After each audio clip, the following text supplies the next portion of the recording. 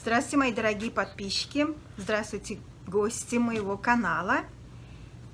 Сегодня у нас видео немножко другое. Мы вместе с Джеффом сегодня, с моим мужем. Привет. Начать с видео я хочу со слов благодарности Оксане с канала Оксана Алабама, которая сделала замечательное интервью со мной. И благодаря этому интервью ко мне пришло много новых подписчиков. И подписчики много задают вопросов, интересуются нашей, с Джеффом личной жизнью, такими вот вопросами, как мы познакомились, например, рассказать. Ну вот и мы с Джеффом решили снять видео, рассказать. Но в одном видео не уместится вся наша история. Мы расскажем какую-то часть. И если вас что-то интересует, пожалуйста, задавайте вопросы. И в продолжении уже мы ответим на ваши вопросы. Ну, давайте начнем. Так, значит, с Джеффом мы познакомились 18 лет назад, а в марте 2003 года. Jeff, do you want to say what website we met? It was AmericanSingles.com. Да, мы познакомились на American Singles веб-сайт. Но, к сожалению, этот веб-сайт сейчас уже не существует. Но был замечательный. Я даже без знания английского, я легко общалась с мужчинами там, и нашла вот свое счастье. Ну, что еще, с чего сказать? Ну, давайте так, прям подробненько, с первого момента. На этом веб-сайте могли размещаться только люди, которые живут в Америке. А я жила в России на тот момент, и поэтому попросила мою сестру Наташу, которая уже в это время жила здесь и была замужем за американцем. Она меня разместила. И я начала потихоньку, даже не потихоньку, а активненько так искать мужчин там. А можно было просто, там варианты были, можно было нажать на кнопочку и улетит hello, или можно подмигнуть, что-то еще, какие-то варианты такие были. И поэтому я всем подряд там, который более-менее смотрел с интересом мужчины, я им хай писал, привет. Ну и все. И тут, значит, вскоре я вижу фотографию Джеффа на этом веб-сайте. И мне так понравился у него эта ямочка на подбородке. Джеффри, I'm talking about you. Я как увидела, и мне так сразу понравился. Думаю, так, это мужчина прям очень мне интересен. Я ему послала хай, написала. И тут Jeff, let me ask you. So when I first say something to you, what your thoughts? Okay, so I'll talk and stop a little bit so Okay. you can translate. Mm-hmm. So I remember that I first got a message from Nadia and saying that she was interested in my profile, and I saw that it said that she lived in Brookline, New Hampshire, which is one of the next towns over from here. Do you want to? Ага. Я Джефф спросила, какое у него было впечатление, когда он увидел, получил от меня, увидел мой профайл там на сайте. И он говорит, что когда он увидел, ему он еще удивился, что женщина, которая ему написала, живет прямо в соседнем городе от него. А Наташа, да, поставила, что я как будто бы живу здесь рядышком. Но я хочу отметить, что я всем мужчинам писала же, в первом же письме писала потом, если они мне написали, я им писала, что извините, по таким-то причинам меня сестра разместила, но на самом деле я живу не в Америке, а в России. Я сразу мужчинам правду писала про это. Ага, окей. So first I saw Nadia's photo and I was like, wow. She's beautiful, so beautiful, and she lives really close to me, and so I got pretty excited at first. Джефф говорит, когда он увидел мою фотографию, сразу такой, вау, такая красавица там, Еще обрадовался, что живу рядом, И это, ну, как бы ему это понравилось, что рядом и смотрится красивая женщина, ему это, как бы, да, заинтересовал мой вариант. So first I wrote to Nadia and I said something like, wow, you know, it's really great that you live close by, and you know, I think it would be maybe I even said something about it might be interesting for us to meet sometime. Ну да, он сразу написал там типа, ну что, давай увидимся, ему как бы сразу захотел встретиться со мной. And then she wrote back to me and said something like, I'm sorry, there was a mistake, and my sister Natasha, who lives in New Hampshire, she wrote this, made this profile for me, and I actually live in Russia, and I'm sorry that, you know, you didn't know this, but I live in Russia. And my first thought was, okay, I wasn't looking for anybody who lived in Russia. I wasn't looking for anybody who lived in a different part of the country. I was really, truly only looking for people who lived near me.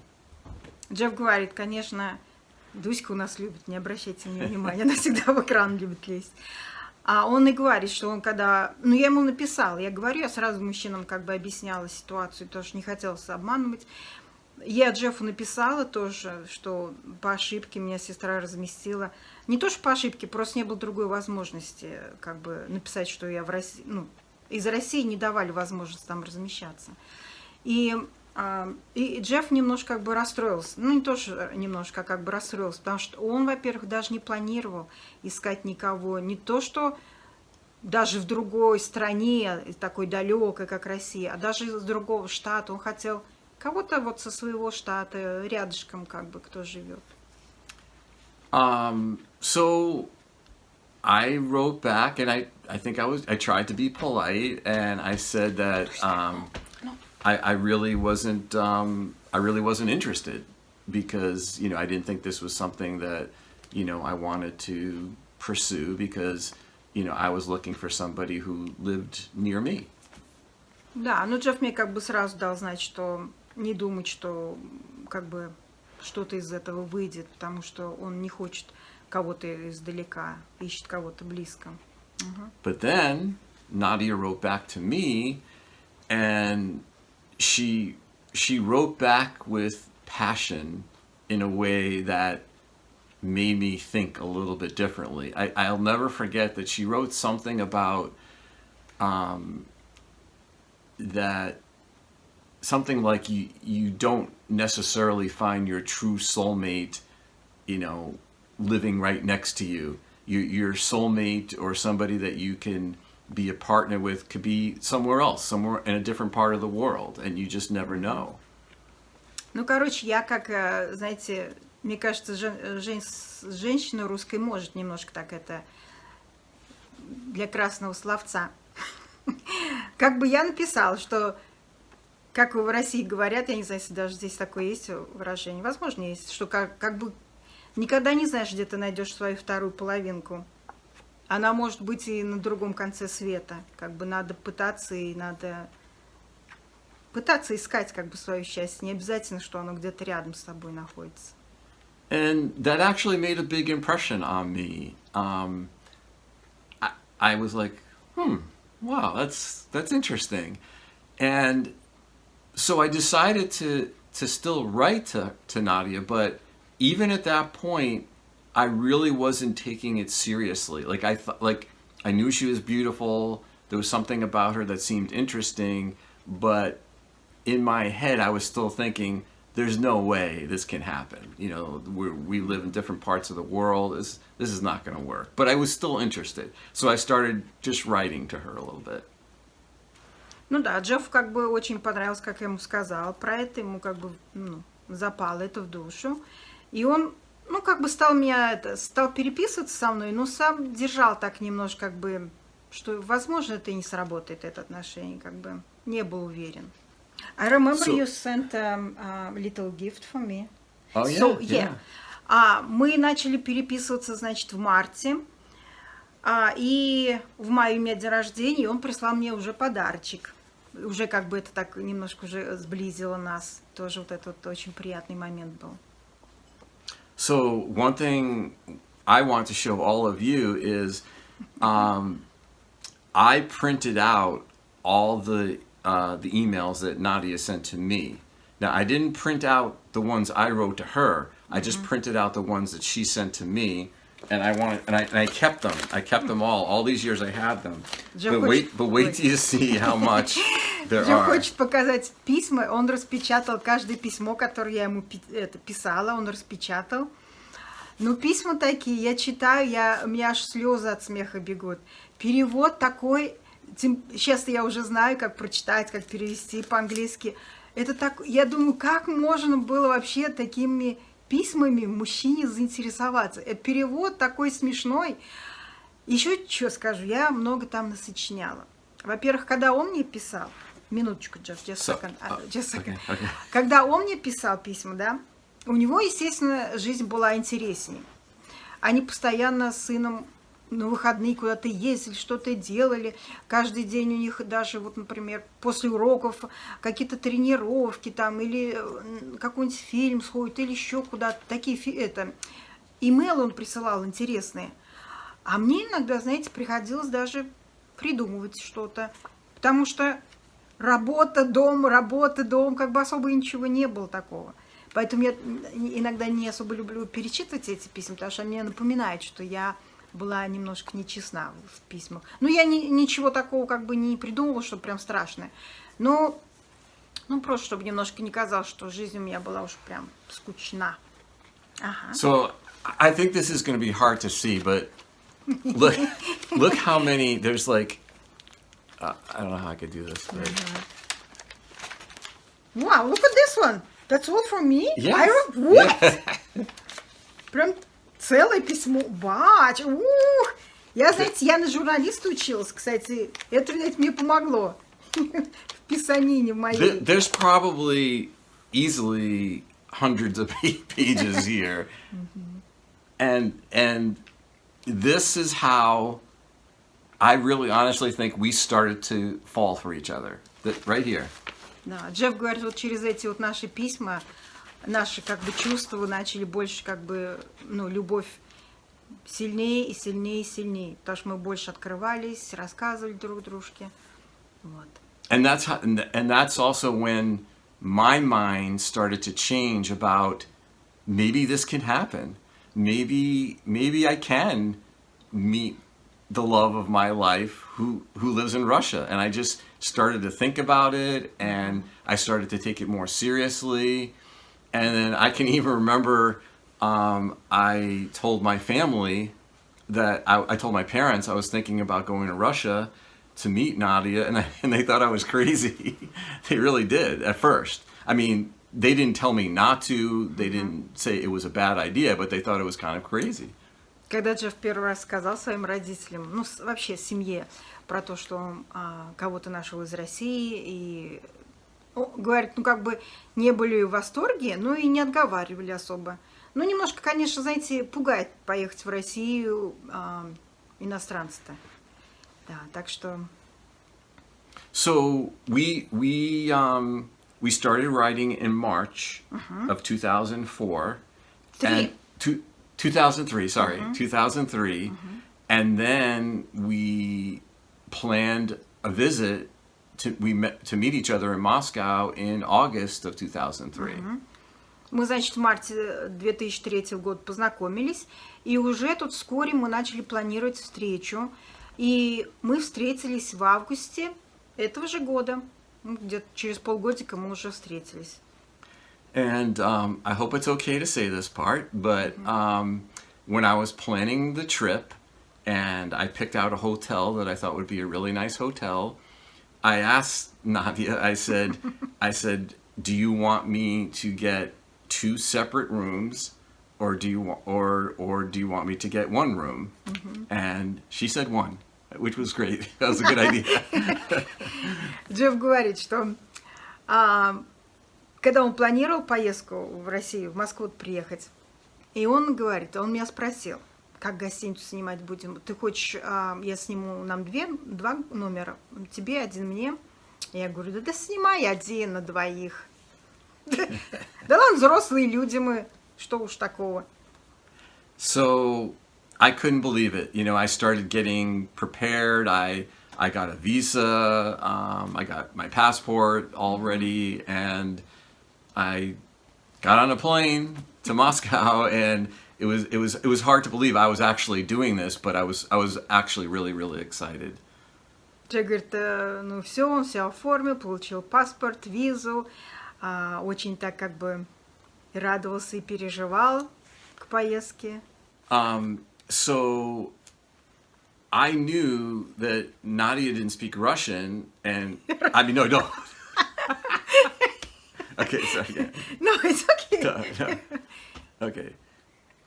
So I knew that Nadia couldn't speak English, and I couldn't speak Russian, and I didn't know how we were going to communicate with each other. But eventually, I found something, this translator, and it almost looks like a little computer. Джефф говорит, Go ahead. Джефф говорит, перед тем, как уезжать, он как бы подумал, как же мы будем общаться-то? Я по-английски не разговариваю, он по-русски не разговаривает. И вот он нашел вот этот вот маленький переводчик электронный, типа маленького компьютера.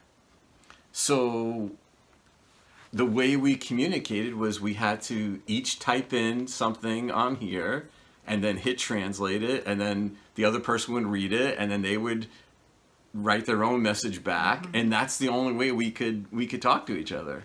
Вот так мы и делали. Наберем текст, переведем. Хорошо, он берет на своем языке, пишет, переводит. Так мы разговаривали.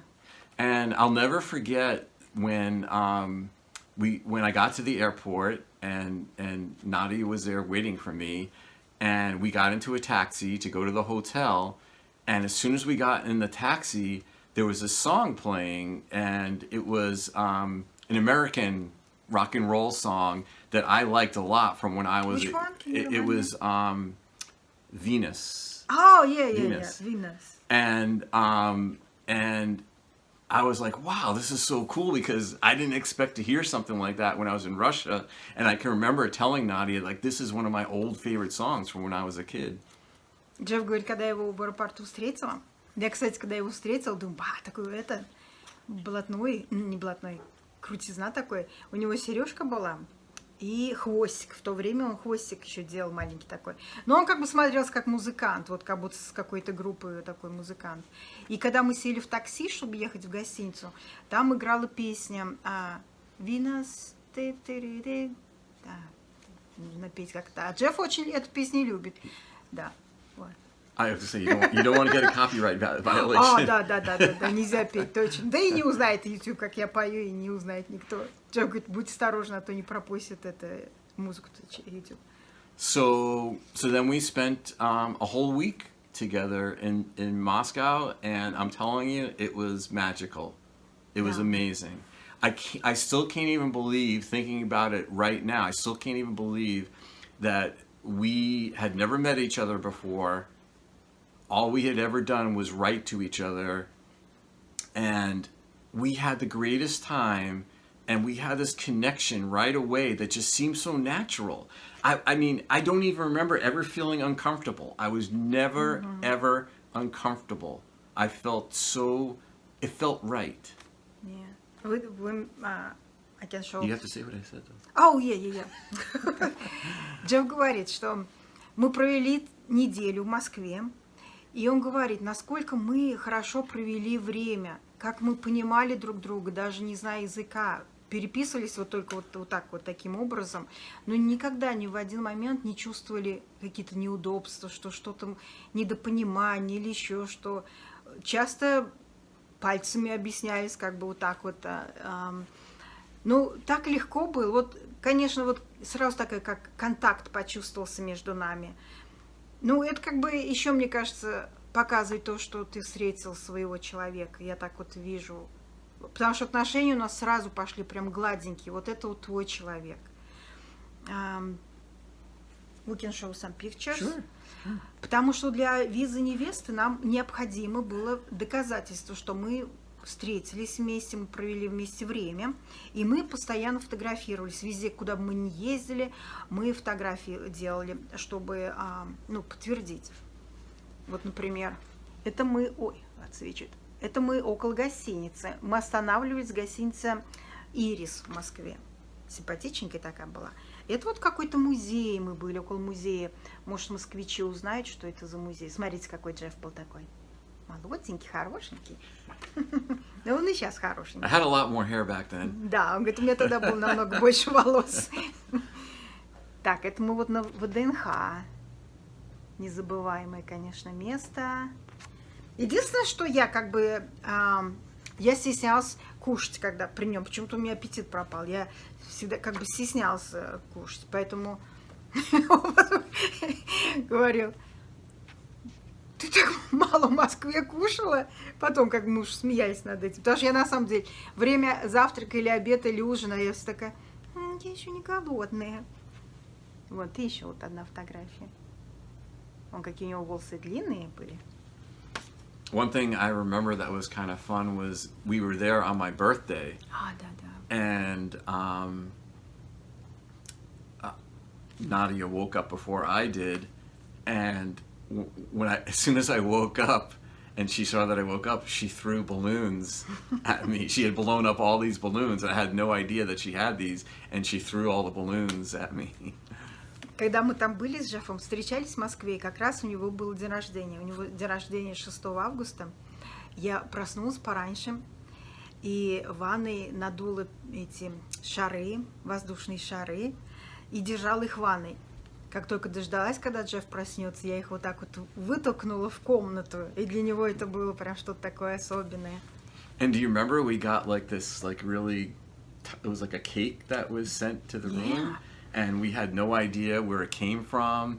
And my parents called me on my birthday to say hello. And I asked them if they sent it, and we didn't know who it was. And then we eventually realized it was the hotel that knew it was my birthday because they had my passport. Да, и на день рождения мы немножко удивились. Мы ходили по Москве, время хорошо провели. И когда пришли в номер уже в гостиницу, в комнате у нас кусочек торта был такой красивый, красивейший прям. И мы такие думаем, боже мой, сначала Джефф подумал, что это, может, я сделала, организовала. Я говорю, нет, это не я. Звонили родители ему в гостиницу поздравить его, и мама с отцом живут отдельно, он каждый по отдельности позвонил его, поздравил. Мы думали, может, они, сказали, что не они. Оказывается, это гостиница. Потому что Джефф, когда оформлял паспорт, они, видать, усекли этот момент, и вот тортик ему дали. Очень так приятный момент был от гостиницы. And I really enjoyed Moscow a lot. I mean, I thought it was really interesting. I loved going on the metro with Nadia. The metro stations were so cool and just really beautiful. And we saw it was great. We went to so many different places, and we had so much fun, and that's where it was I don't know how to say it, but the spark, the spark of the flame, that's where the spark of the flame was lit. That's where I think we just became so much more, we became so close in that week that I felt like I didn't even want to leave. Джефф говорит, когда вот мы в Москве время проводили, вообще он в восторге от того, что в Москве мы увидели. И очень-очень ему понравились метро. Метро, конечно, в Москве это как произведение искусства какое-то. В Америке даже близко таких нет. И говорит, что вот за это время, пока мы в Москве были, вот тут уж у нас чувства разгорелись, прям сильные. When I came home, I was just I felt like I was walking on a cloud. I was so excited and so happy, and well, you could say that first, and then something else I wanted to. Во-первых, Джефф говорит, он даже не хотел уезжать, расставаться со мной. И вот когда он приехал, уже вернулся в Америку, и он чувствовал, что он прям как будто вот такой, влюбленный, чувствует себя, он говорит, как будто по облакам ходил. And then something else that I remember is that this machine, it had a way to record your voice. And the day that I was leaving, I asked Nadia I asked her to record me a message. And the one thing I remember that was kind of funny about it, like, even though I didn't understand Russian, she wanted me to leave the room. She wanted to do it in private. And so she recorded a message for me on here, and when I got home, there was somebody I knew that was able to speak Russian, and she translated it for me. That was so cool. Джефф говорит, вот эта вот машина, вот переводчик, на ней можно было немножко там прям какое-то коротенькое, ну как сообщение записать. И Джефф меня перед тем, когда он уезжал, он меня попросил, чтобы я ему записал. Ну вот. И я стеснялся при нем, я его попросила, чтобы он вышел в коридор, и я записала. Я уж не помню, честно говоря, что я там говорила. Ну, наверное, была в восторге, как мы время провели. И он говорит, когда он приехал уже сюда, в Америку, он нашел женщину, которая ему перевела разговор, что я там записала. And so that's the start of our story. And oh, do you want to tell about McDonald's and ketchup? Okay. Well, there's a couple of funny stories, I guess, about McDonald's. Yeah, of all things, in Russia, we go to McDonald's, which to me sounds kind of funny because, McDonald's is all over the place in the United States. But we went to McDonald's, and I don't remember. I think I got like hamburger, cheeseburger, and fries, and I ordered for you too. I think. Yeah. And then I asked for ketchup because that's I like ketchup on my fries and cheeseburgers, and in America they just give you ketchup. Yeah. And so she was the person who was serving me was trying to explain something to me. I couldn't really understand what they were saying until I figured out I had to pay extra for the ketchup, which I was really surprised about. But you said, because I want to go and ask for ketchup, and you said, "Oh, I'll do it." Oh, because, is that because you know how to say "for" in Russian. Oh. Джефф говорит, давайте я вас сейчас Короче, мы несколько раз ели в Макдональдсе, по моему желанию, потому что для нас у нас в маленьком городе, в нашем Димитровграде, не было Макдональдса. И в Москве я первый раз попала с Джеффом, а он никогда, это вообще не для него. И мы пришли, значит, он заказал, фрайс, картошку, чизбургер, и обычно он всегда берет много кетчуп, потому что здесь прям вот ведрами они стоят. А это нам дали прям, может, парочку. Я-то обойдусь без кетчупа, я ничего, ему-то надо. И вот он, значит, мы пришли, уже сели за стол, и Джефф говорит, мне бы еще надо немножко побольше бы кетчупа. Я говорю, давай я пойду спрошу. Он говорит, я сам пойду. Я, говорит, спрошу 4 штуки, я, говорит, знаю, как по-русски сказать номер 4. Он пошел, он, видать, уже подзабыл этот случай. Он пошел и говорит, 4 кетчуп.